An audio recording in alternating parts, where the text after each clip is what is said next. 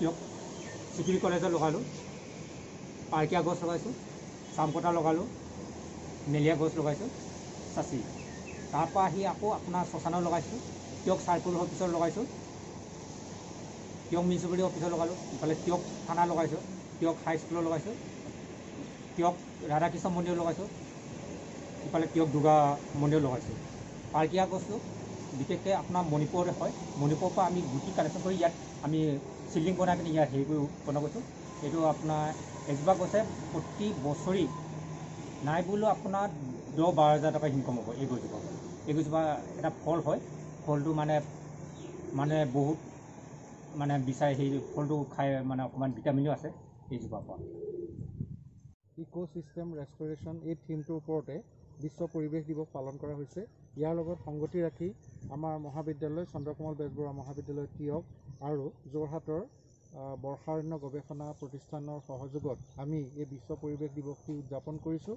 ইতিমধ্যে আপোনালোকে দেখিছে যে আমি যথেষ্ট সংখ্যক গছপুলি আমাৰ মহাবিদ্যালয় চৌহদত আমি ৰোপণ কৰিছোঁ আৰু আশা কৰিছোঁ যে প্ৰত্যেকেই এই পৰিৱেশ সংৰক্ষণৰ দিশত ইক'চিষ্টেম বা বায়'ডাইভাৰ্চিটি সংৰক্ষণৰ দিশত আজিৰ দিনটোতে প্ৰতিজ্ঞাবদ্ধ হওক, যাতে আমাৰ মাজত যি ধৰণৰ পৰিৱেশ ধ্বংসযজ্ঞ চলিছে, এই ধ্বংসযজ্ঞ যাতে আমি ৰোধ কৰিব পাৰোঁ, তাৰ প্ৰতি আমি আজি প্ৰতিজ্ঞাবদ্ধ হৈ ভৱিষ্যতে এখন সেউজ ধৰণী যাতে আমি ভৱিষ্যত প্ৰজন্মক উপহাৰ দিব পাৰোঁ, সেয়ে আজিৰ দিনটোৰ মূল তাৎপৰ্য আৰু আমাৰ আজি এই দিৱস উদযাপনৰ মূল মন্ত্ৰ এয়াই। ছাত্ৰ ছাত্ৰী পৰিস্থিতিত ক'ভিড আক্ৰান্ত হৈ যি পৃথিৱীখনে যি ৰোগাক্ৰান্ত হৈ আছে, সেই পৰিস্থিতিত সকলোৱে ঘৰত সোমাই আছে।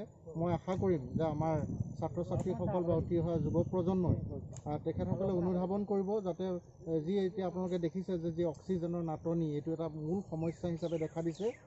ইয়াৰ মূল কাৰণ কিন্তু এই প্ৰকৃতিৰ ধ্বংসযজ্ঞ ইয়াৰ একমাত্ৰ এটা কাৰণ হ'ব পাৰে।